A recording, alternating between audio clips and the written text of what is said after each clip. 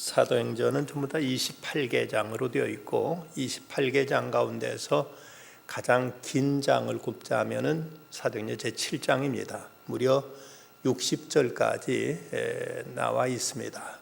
그리고 나서 사도행전 7장 맨 끝 부분에 가면 스데반의 순교의 장면이 나타나 있습니다.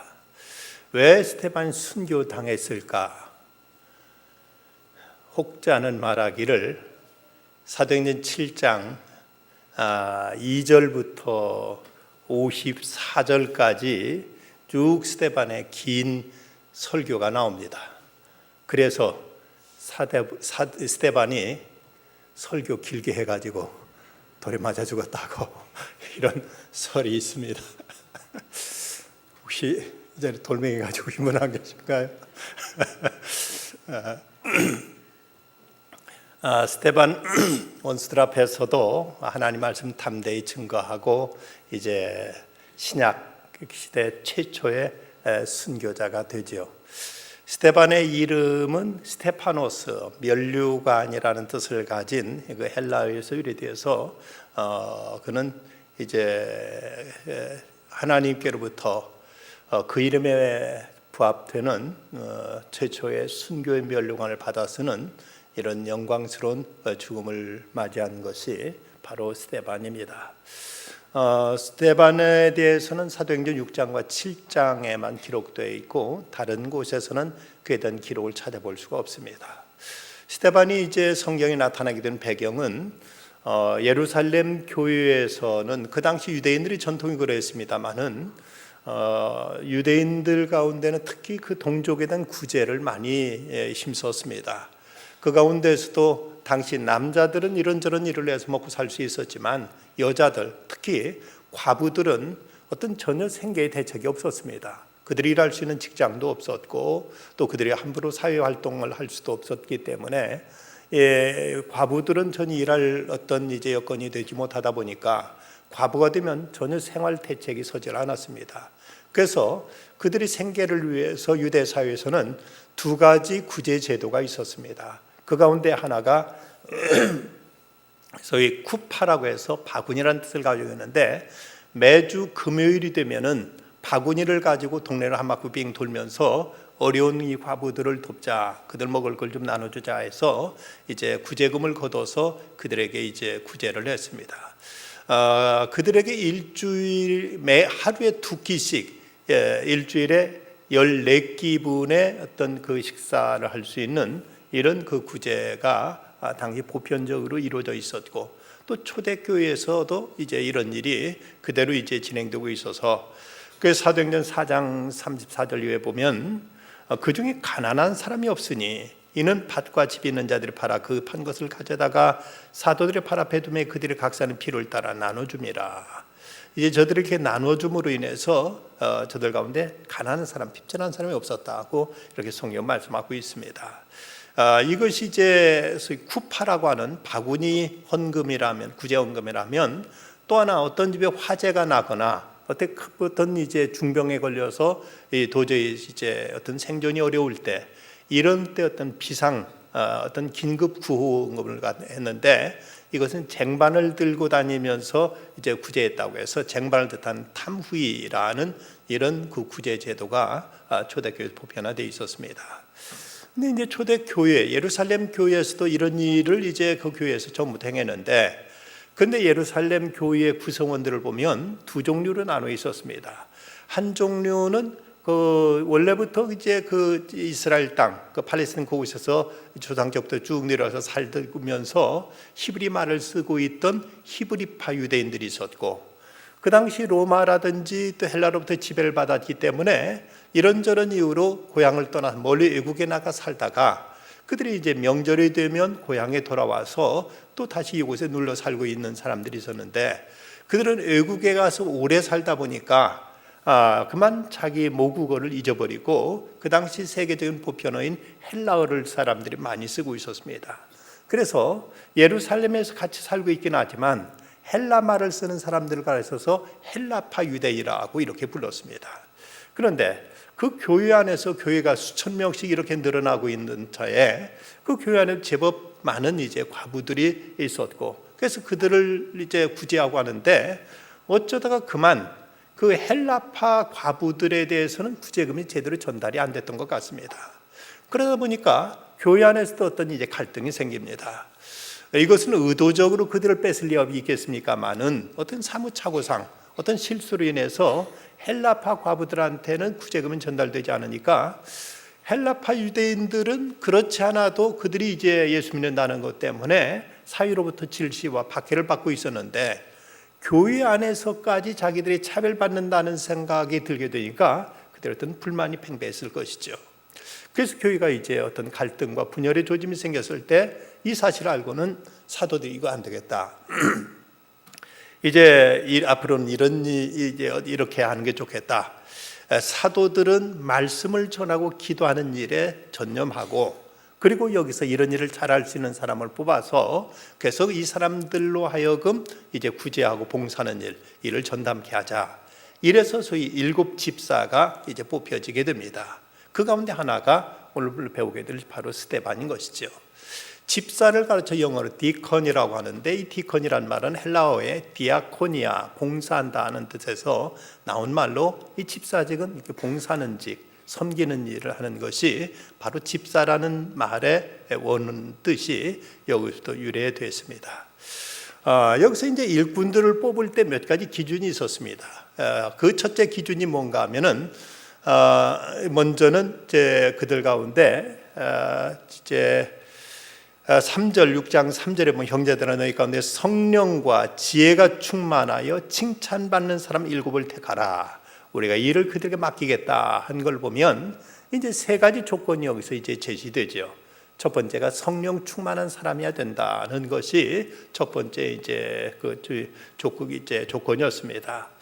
하나님을 하는 데 있어서 제일 먼저 거론된 것이 바로 성령 충만인데, 성령 충만하지 않으면 세상 일은 잘 해낼 수 있을지 모르지만 하나님의 일은 제대로 하나님의 뜻대로 할 수 없기에 첫 번째 조건이 성령 충만이었다는 것입니다.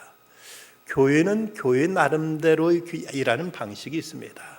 세상 일은 그냥 어떤 효과만 높으면, 효율성만 있으면 그만이라고 생각하지만, 교회는 일을 많이 하느냐 적게 하느냐가 이것이 더 큰 문제가 보다는 하나님의 뜻대로 하느냐, 이 교회 화평을 이루면서 하나님이 기뻐하시는 대로 하느냐 하는 것이 더 중요하지, 얼마만큼 일을 많이 했느냐 적게 했느냐 하는 것이, 이것이 그 절대 기준이 아닙니다. 이런 면에서 적어도 가치관과 그 사고 마인드에 있어서 하나님의 영을 받아서 하나님의 뜻을 헤아려 그 뜻 가운데 하는 성령 충만이 첫 번째 조건이었고, 두 번째는 지혜가 충만해야 된다. 그 일을 하려면 그 일을 할 수 있는 지혜, 어떤 능력이 필요하죠. 성가대를 하려면 어느 정도 음악적인 이런 소양이 있어야 되고, 또 교학의 교사를 하려면은 어느 정도 가르칠 수 있는 이런 능력이 필요한 것입니다. 교회에서 재정을 담당하려면 회계 능력이 있어야 되죠. 전혀 셈을 못하고 전혀 어떤 이제 숫자 개념이 없는 사람이 이제 재정을 맡다 보면 본의 아니게 이 여러 가지 의혹이라든지 문제가 생길 수가 있는 겁니다. 그러니까 이런 지혜가 충만한 사람, 그 일을 할 수 있는 능력이 되는 사람이 이제 일을 맡게 된다. 그리고 또 하나가 이제 칭찬 듣는 사람이어야 된다. 덕스러운 사람. 적어도 이 사람이 그 일을 했을 때 모든 사람은 그 신뢰하고 그에 대해서는 사람들이 다 믿고 그의 하는 일에 대해서 다 지지할 수 있는 이런 어떤 덕성과 생활을 통해서 입증된 그의 삶의 성실성이 이제 필요하다는 것입니다. 그 사람이 능력도 있고 똑똑한 믿음 열심이라고는 하는데 평소에 실제 행실을 보면은 영 믿음직스럽지 못하다면, 이런 사람들이 나서 일을 하다 보면 자칫 교회 덕이 안 되는 경우가 있죠. 지난번 얼핏 말씀드린 것처럼 연예인 중에서 그것도 개그맨 내지는 코미디언들이 그 중에서 목사가 되겠다고 신학교 가서 목사 됐더니 썩 좋은 이미지를 세상에 나타내지 못하고, 고문 기술자로 알려진 이근한 씨 같은 사람도 목사 됐다고 해서 얼마나 사회로부터 비난이 있었는가 생각해 보면, 이런 일에서 이제 어떤 덕성, 그 사람의 어떤 삶을 통해 입증된 그 사람의 어떤 이제 성실성과 그 사람의 인품, 이런 것도 고려의 대상이 되었던 것을 볼 수가 있습니다.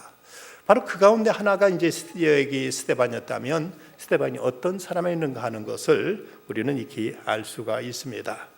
그래서 이제 7명을 이제 세우게 되죠. 그런데 7명의 이름이 쭉 이제 열거되는데 5절 이하에 보면 이제 이름이 나오는데, 근데 이름을 보면 모두 다 헬라파 유대인들입니다. 이름이 다 헬라식 이름이라서 한 사람들 중에는 히브리파가 없었습니다. 이 헬라파와 히브리파 간에 서로 이런 갈등이 있었을 때 이제 모두 다 헬라파 가운데서 7사람을 뽑아서 이들을 세운 걸 보면, 그럼 너희들이 한번 해봐라. 너희들이 이제는 무엇을 이제 섬김을 받는 입장이 아니라 섬기는 입장에서 한번 서보고, 받기만 할 것이 아니라 주는 입장에서 한번 해보라 하고 이렇게 저들한테 일을 맡김으로써 교회 안의 모든 갈등이 깨끗이 사라지고, 교회는 다시 이로 인해서 이제 8절에 나오는 대로 이제 은혜와 권능이 충만했다. 7절에 보면 이렇게 사도들을 세웠을, 이제 이들을 세웠을 때 하나님 말씀은 점점 왕성하게 예루살렘의 제자의 수가 더 심히 많아지고 허다한 제사장의 무리도 이도에 복종하니라. 교회는 더 평안해지고 교회는 안정되고 교회는 더 크게 부흥되는 이런 아름다운 결과가 나타나게 된 것입니다. 이 스데반에 대한 말씀 가운데 보면 그에게는 5가지 충만이 나타납니다. 먼저는 이제 8절에 있는 대로 은혜와 권능이 충만했다. 그리고 3절에 보면 성령과 지혜가 충만했다. 5절에 보면 믿음이 충만했다고 이렇게 이제 기록한 것을 보면, 그는 참으로 이렇게 믿음과 성령 그리고 아주 참으로 이제 은혜가 넘치는 이런 사람이었던 것을 볼 수가 있습니다. 8절에 은혜와 권능이 충만했다고 했는데, 은혜라는 말은 헬라의 카리스고 또 이제 권능이라는 말은 디나미스로서, 이 은혜란 말은 영어로 하면 그레이스라는 말인데, 어떤 현대적인 표현을 쓰다 보면 sweetness, 사랑스럽다 하는 이런 표현으로 나타날 수 있는 말입니다. 디나미스라는 말, 권능이라는 말은 powerfulness, 아주 힘이 있고 능력이 있고 모든 것을 이제 거침없이 해낼 수 있는 이런 어떤 이제 그의 권능이 그에게 있었다는 것입니다. 이 두 말이 이제 같이 이렇게 나온 걸 보면, 그는 참으로 은혜가 넘치는, 참으로 온유한, 따뜻한, 부드러운, 상냥한, 착한 이런 사람이면서 그러면서도 대단한 능력이 있었다는 것을 보여주고 있습니다. 우리가 어떤 능력이라면 어떤 강직한 것, 그야말로 거칠 것 없이 해치우면서 사람들 다치든 말든 뭐 이제 모든 것을 그냥 어떤 자기 의지대로 거침없이 해나가는 모습을 생각하지만, 그러나 여기 은혜와 권능이 충만했다는 말 속에는 그는 참으로 모든 이에게 온유하고 부드럽고 자상하고 따뜻하면서 그럼 내적으로는 이 힘과 이런 능력이 그에게 있었던 것을 볼 때, 이 참된 능력이라는 것은 어떻게 나타나야 되는가 하는 것을 여기서 이제 보여주고 있습니다. 그런데 바로 그의 마지막, 오늘 본문 마지막 15절 말씀에 보면, 공의 중에 앉은 사람이 다 스데반을 주목하여 보니 그 얼굴이 천사의 얼굴과 같더라. 천사의 얼굴과 같았다고 이렇게 기록하고 있습니다. 천사를 봤다고도 하는 사람도 있습니다만은, 그러나 일반적으로 우리가 천사 얼굴은 모르죠. 그러나 여기서 천사 얼굴과 같다는 이 표현 속에는 그가 얼마나 아름다운, 또 빛이 나는, 그 은혜가 충만한 이런 감격스러운 이런 모습이 어떻겠는가 하는 것을 시사하는 이런 표현입니다. 어쩌면 그는 지금 순교당하기 직전입니다. 원수들한테 둘러싸여서 원수들이 그를 거짓으로 고소하고 그를 죽이겠다고 현안이 되어 있는 판인데, 그런데 이 스데반의 얼굴은 이렇게 은혜가 충만한 모습, 그에게는 기쁨과 감사가 넘치는 모습, 나 같은 것을 하나님 불러주셔서 이렇게 주님을, 예수 그리스도의 복음을 전할 수 있게 해주시고, 이 많은 사람들 앞에 담대하게 그리스도에 대해서 내가 이렇게 전할 수 있는 이 귀한 특권, 이 귀한 영광을 주신 그 하나님의 사랑을 생각할 때 그의 얼굴에는 광채가 나듯, 그 얼굴에는 기쁨과 감사와 감격이 넘쳐나는 이런 모습으로 그는 이제 복음을 전했던 것입니다. 어쩌면 그는 자기가 순교당하게 되는 이것까지도 감사했고 이것까지도 은혜로 그는 생각했습니다. 그리스도를 위해서 자기 목숨을 바칠 수 있다는 것, 주님이 나를 위해 죽으셨다면 내가 주님을 위해서 내 이까지 생명을 못 바치랴 하는 그의 뜨거운 믿음이 이렇게 아름다운 모습으로 나타났습니다. 일본의 김유라 세리마스라는 유명한 부흥 강사가 있습니다. 이분이 젊은 나이에 예수를 믿고 나서 이제 하나님을 위해서 일하겠다고 미국으로 이제 밀항선을 타고 건너가서 신학을 공부하겠다고 미국으로 이제 건너갔는데 무일푼 돈도 없었고 그가 이제 전혀 학비는커녕 생활비조차도 없었습니다. 그래서 어느 교회를 찾아가서 목사님에게 이제 목사님, 제가 일본에서 왔는데 여기서 신학을 공부해 하나님을 위해서 일하고 싶습니다. 제가 공부할 수 있도록 일할 수 있는 일자리를 좀 이제 마련해 주셨으면 좋겠습니다 하고 이렇게 목사님께 부탁을 드렸습니다. 그래서 목사님이 지금 난 모르는 청년이 와서 이렇게 부탁하니까 당신 운전할 줄 아냐고 물었더니 운전할 줄 모릅니다.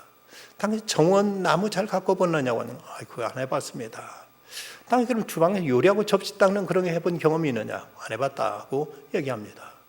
목사님이 좀 이제 한심스러워서 그럼 도대체 당신 뭘 할 줄 아느냐고 물었습니다. 그랬더니 이 젊은이가 한 말이 저는 아직 운전할 줄도 모르고요, 정원수 나무 다듬을 줄도 모르고 그리고 아직 이제 요리도 배운 적이 없습니다. 그러나 저는 제가 한 가지 할 수 있다면 저는 예수 위해서 죽을 수는 있습니다. 예수님 위해서는 죽을 수는 있습니다 라고 이렇게 딱 말합니다. 목사님이 그 말을 듣고는 감동받아서 그럼 됐다, 걱정 말아라, 내가 모든 것 다 이제 너를 위해서 다 모든 걸 책임져 주마. 이래서 이 사람이 이제 무사히 신학을 하고 일본에 돌아와서 아주 큰 사역을 이제 하게 되었다고 이렇게 전해지고 있습니다. 스데반은 견딜 수 없는 고통의 순간에도 분노와 미움의 감정에 사로잡히기보다는 사랑의 영에 감동되어서 자기를 죽이려고 하는 그 사람들까지도 사랑했고 그들을 바라보기보다는 하나님 보좌 우편에서 자기를 이제 맞이하기 위해 서 계신 예수 그들을 바라봤기에 그 얼굴은 천사의 얼굴로 이렇게 바뀔 수가 있었습니다. 그러면 이 스데반이 어떻게 이렇게 성령 충만할 수 있었을까?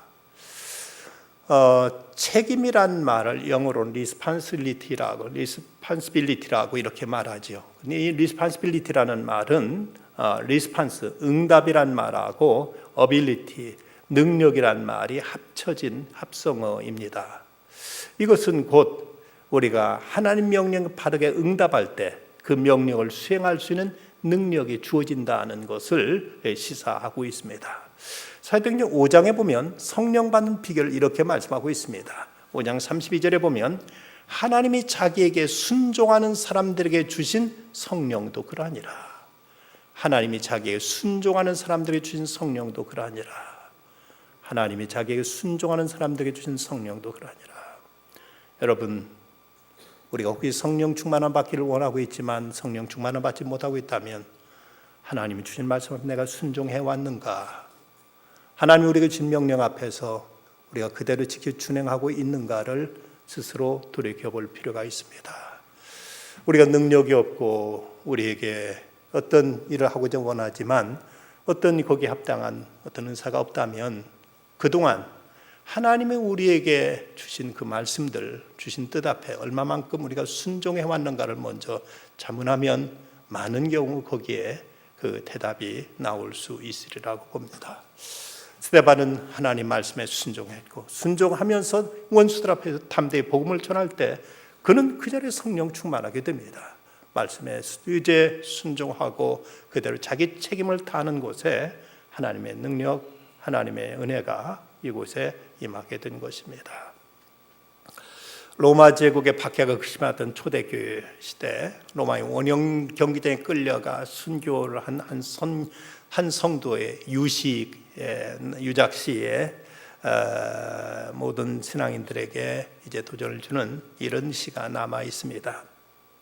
나를 저주하십시오.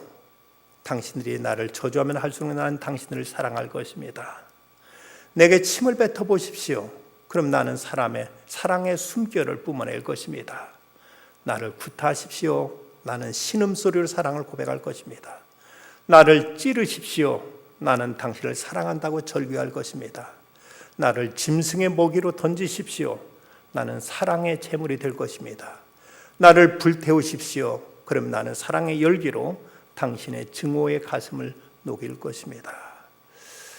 스데반, 그는 순교하는 그 자리에서도 그는 사랑의 영에 사로잡혔고, 그렇게 누구도 미워하거나 증오하기는커녕 그의 얼굴은 천사의 얼굴처럼 밝아 있었고, 우리에게 하나님께 감사하며 찬양하며 주의 품에 안길 수가 있었습니다.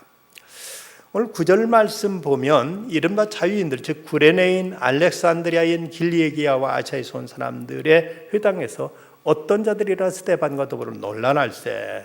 여기 각 지역에서 온 자유민들이라고 했는데, 이 자유민들이라는 말은 노예 상태에서 풀려난 사람들이거나 노예 상태에 있지 않은 사람들을 의미하는 것입니다. 이게 각지에서 온 이제 유대인 교민들인 셈이죠. 외국에 살다가 그곳에서 이제 노예로 팔리거나 얽매이지 않고 저희들이 자유민으로서 이제 지금 예루살렘에 와 있는 사람들, 그 사람들 출신별로 구레네, 알렉산드리아, 길리기아와 아시아에 온 사람들이 회당에서 어떤 자들과 더불어 스데반과 더불어 변론했다고 말하고 있습니다. 특별히 여기서 길리기아라는 이제 지명이 나오죠. 이 길리기아는 그 유명한 사도 바울의 고향, 바로 바울이 길리기아의 수도인 다소 출신인 걸 보면, 바로 여기서 사도 바울이 되게 사울이었을 때 그 자리에 있었고, 그도 이제 자기 고향 사람들과 더불어 여기에서 같이 지금 스데반의 설교를 듣고 있었던 것으로 우리가 알 수가 있습니다. 스데반이 이렇게 돌에 맞아 죽어가는데 바로 그 자리에 사울도 함께했고, 이제 스데반을 죽이는 일에 가담했고, 그리고 거기에 적극 나섰던 인물이 바로 사울입니다.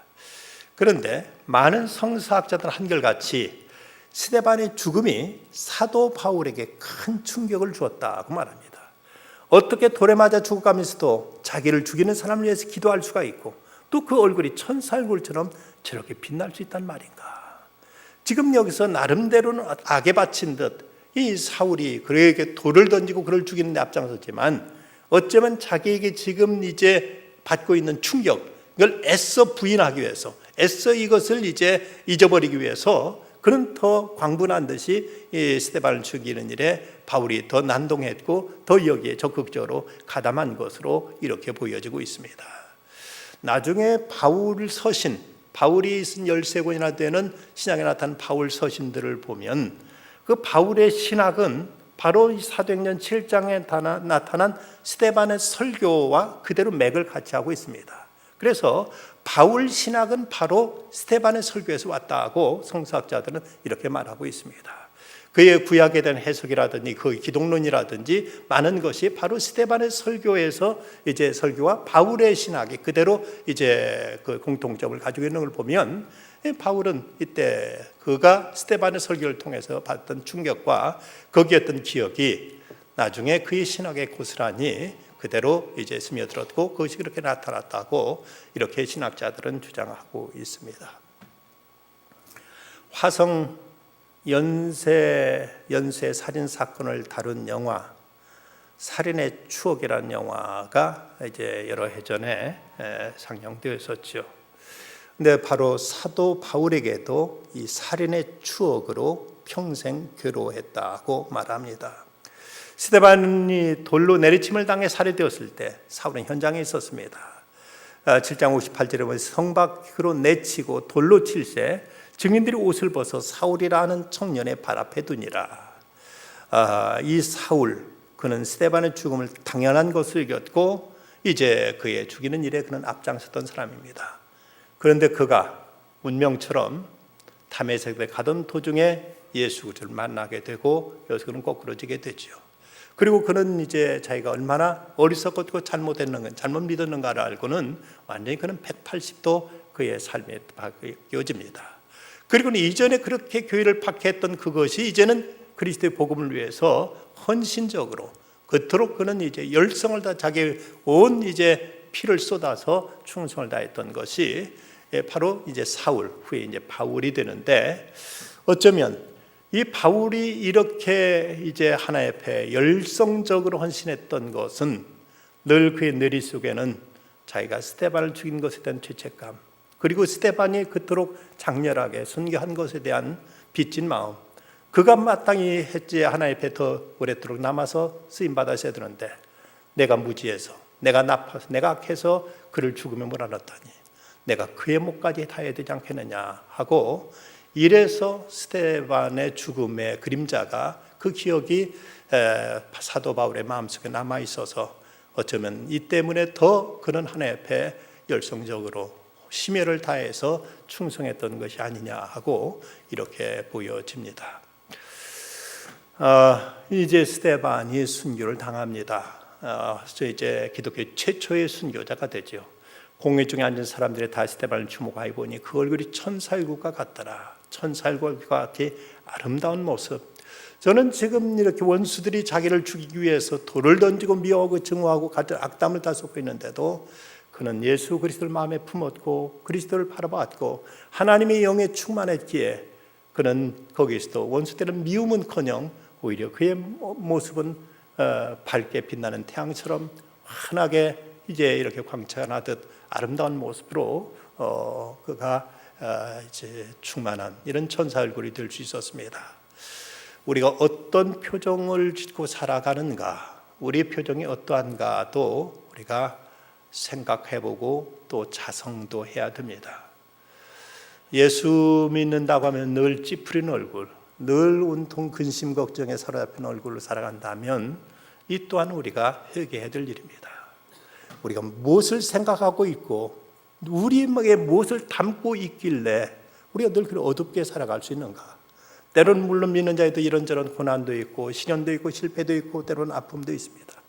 이것 때문에 우리가 힘들어할 수는 있지만 그럼에도 불구하고 이것보다 더 큰, 더 절대적인 하나님의 은총과 그 구원의 감격을 우리가 가지고 산다면 우리는 이 스데반은 순교의 자리에서도 원수들한테 돌에 맞아 죽는 자리에서도 얼굴이 천사의 얼굴과 같이 밝았다는 이 사실 앞에 우리도 뭔가 내 얼굴 표정에 대해서 책임져야 될 부분이 있다는 것을 우리는 알아야 될 것입니다.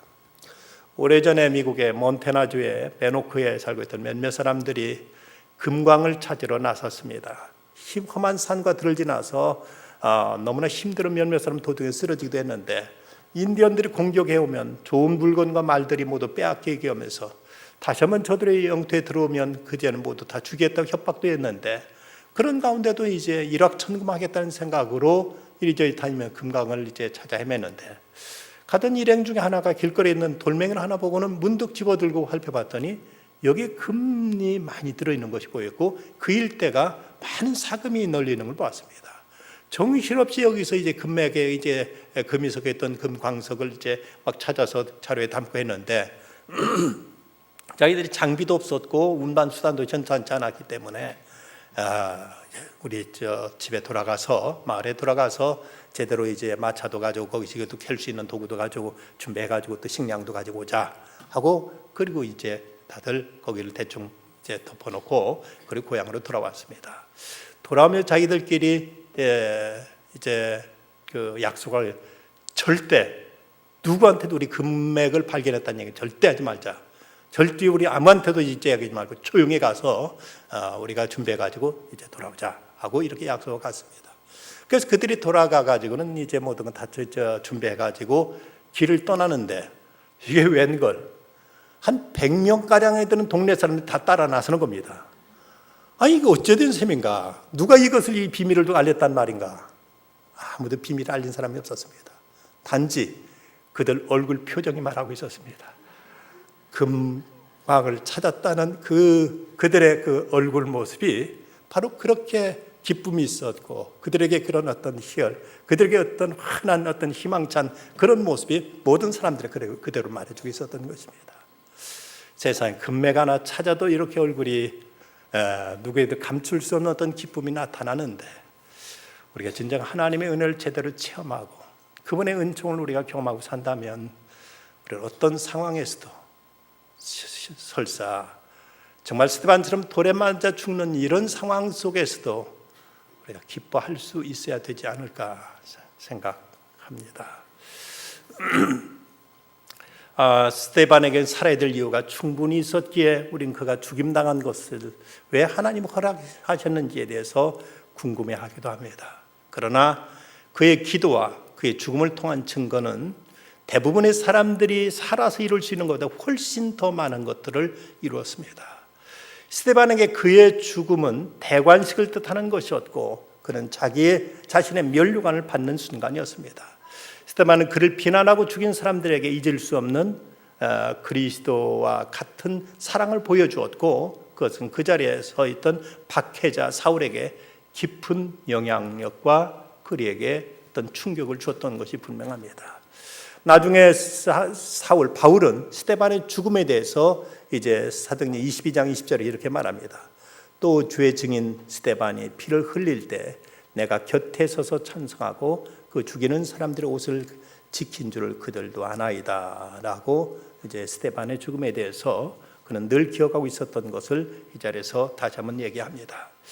그의 죽음은 예루살렘께 어떤 영향을 미쳤을까? 이 일로 인해서 큰 핍박이 일어났고 때문에 성도들은 씨앗처럼 흩어졌는데 그런데 가는 곳마다 복음이 퍼지게 되고 복음이 땅끝까지 이제 번져가는 이런 시발점이 됩니다. 분명 예수님께서 12 제자와 120문들에게 하셨던 말씀은 오직 성령의 너희에게 임하시면 너희가 권능을 받고 예루살렘과 온 유대와 사마리아와 땅끝까지 이르러 내 증인이 되리라고 말씀하셨는데 저들은 예루살렘 안에서만 똘똘 뭉쳐서 한 발짝도 밖으로 나갈 생각을 하지 않았고 자기들끼리 모여서 그냥 예배드리고 자기들끼리 모여서 친교하고 자기들끼리 모여서 떡대고 나누면서 떡을 떼면서 흩어질 생각을 하지 않았습니다. 멀리 나가 복음 전할 생각을 하지 않았습니다.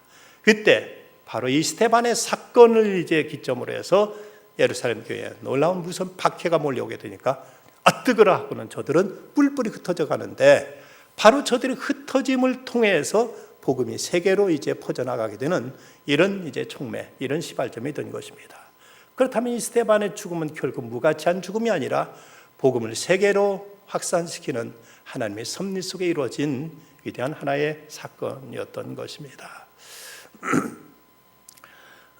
그래서 사도행전 8장 1절과 4절 보면 이렇게 말씀하고 있습니다. 사울은 그가 죽임을 당함을 마땅히 여기더라. 그날에 예루살렘 교회에 큰 박해가 있어 사도회는 다 유대와 사마리아 모든 땅으로 흩어지니라.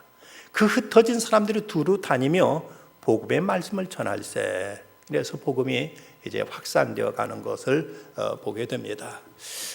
애굽에 있었던 이스라엘 백성들처럼 핍박을 받을수록 교회는 점점 더 이제 배가 되고 성장해 나가게 됩니다. 스데반이 이스라엘 주는 의미는 무엇일까? 그것은 신약 성경에 나오는 3번의 중요한 살인이 있었는데 하나님의 오래 참으심이 곧 끝나게 될 것을 의미했습니다. 그들의 죄는 점점 더 깊어가고 하나님의 늘 새로운 역사가 나타나는 시발점 속에서 스데반의 죽음도 나타나는데 신약 성경에 나타난 3번의 그 중요한 죽음은 세례 요한의 죽음과 예수 그리스도의 죽음 그리고 스데반의 죽음이라고 이렇게 말할 수가 있습니다. 초대 기독교 교부요 순교자였던 요한 크리소스톰은 이런 고백을 합니다. 내가 무엇을 바라리요? 내 목숨을 찾는다면 죽어줄 것이니 이 생명은 주님이 주셨으며 저가 내 소유를 빼앗는다 해도 불만이 없을 것은 본래 가지고 온 것이 없음이니라. 저가 나를 쫓아내면 나는 엘리야 같이 될 것이요 구덩이에 던지면 예레미야 같이 될 것이요 바다에 던지면 요나 같이 될 것이요 돌로 치면 스데반 같이 될 것이요 목을 베면 세례요한 같이 될 것이요 매로 때리면 사도 바울과 같이 되리라. 아무 두려움이 없도다. 내가 당하는 모든 사건 모든 고난을 통하여 하나님은 높음 받으실 것이요 나는 그 환난 중에 주시는 영광을 누리리라. 어쩌면 이 스데반도 이런 초연함 속에서 그는 죽음까지도 그는 기쁨과 영광 속에 맞아들이게 됩니다. 영국의 설교가 조셉 파크가 젊었을 때 공원에 나가서 무신론자들 또는 불가지론자들에게 이제 그 복음을 듣고 또 그 복음을 전하고 때는 그들과 논쟁을 벌이기도 했습니다. 어떤 사람이 이 조셉 파크한테 묻기를 스데반이 돌에 맞아 죽고 있을 때 그때 예수 그리스도는 그때 뭘 하고 있었느냐? 하고 이렇게 따지듯 비난하면서 물었습니다. 그 질문에 대해서 조셉 파커의 대답은 그 비난하는 사람의 입을 막아버립니다. 그리스도께서 그에게 돌을 던지는 사람들을 위해서 기도할 수 있는 은혜를 그에게 주셨다. 예수님은 그 순간에도 이 스데반에게 은혜를 베푸셔서 오히려 돌을 던지는 그 사람들, 아버지여 저들의 죄를 저들에게 돌리지 마옵소서, 저들이 하는 것을 알지 못합니다 하면서 저들을 위해 기도할 수 있는, 저들을 위해서 저들을 용서하고 저들을 위해서 중보할 수 있는 그 은혜를 예수님은 그 순간에도 베풀고 계셨다고 말합니다. 스데반은 그의 죽음을 통해서 사람을 구원했고 하나님께 영광 돌렸습니다. 우리의 마지막 모습은 과연 어떠해야 될 것인지, 어떻게 우리에게 죽음이 찾아올지라도 그 마지막 순간까지도 할 수 있는 대로 천사 같은 얼굴로 하나님을 찬양하고 감사하고 이웃을 용서하고 형제를 사랑한다는 고백을 남기고 우리가 세상을 떠난다면 우리 죽음 또한 스데반의 죽음과 같이 복되고 아름다운 죽음이 될 것입니다. 기도하십시다. 거룩하신 주님, 오늘도 이 밤 주 앞에 나와서 말씀 받게 하시니 감사합니다. 최초의 순교자 스데반, 그 이름의 면류관이었듯이 면류관 같은 그 영광스러운 이제 삶을 살았던 모습을 저희들이 부러워하면서, 주님 저희에게도 어떻게 죽음이 찾아올지 모르지만 주님 저희들도 그러기 위해, 저희들 복된 죽음을 막기 위해서 스데반같이 성령 충만한 사람, 은혜가 충만한 사람, 믿음이 충만한 사람, 칭찬 듣는 사람이 되게 해주시옵소서. 그리하여 그렇게 살다가 어느 때는 주님께 부르시면 기쁨으로 영광 가운데 주 앞에 나갈 수 있는 저희들 다 되게 하여 주시옵소서. 우리 수험생들 붙잡아 주시고 마음 졸이며 노심초사하는 저들에게 담대한 믿음과, 그리고 왜 공부해야 되는지, 무엇을 위해서는 이제 저희들이 노력해야 되는지를 먼저 하나님 앞에서 이제 분명히 설정하게 하여 주시고 그 목표를 따라서 힘차게 나가는 믿음의 자녀들 되게 하여 주시옵소서. 명절 오가는 성도들 발걸음 지켜주시고 엘리베이터 공사도 잘 마무리할 수 있도록 하나님 끝까지 함께 해 주시옵소서. 예수님의 이름으로 기도드리옵나이다. 아멘.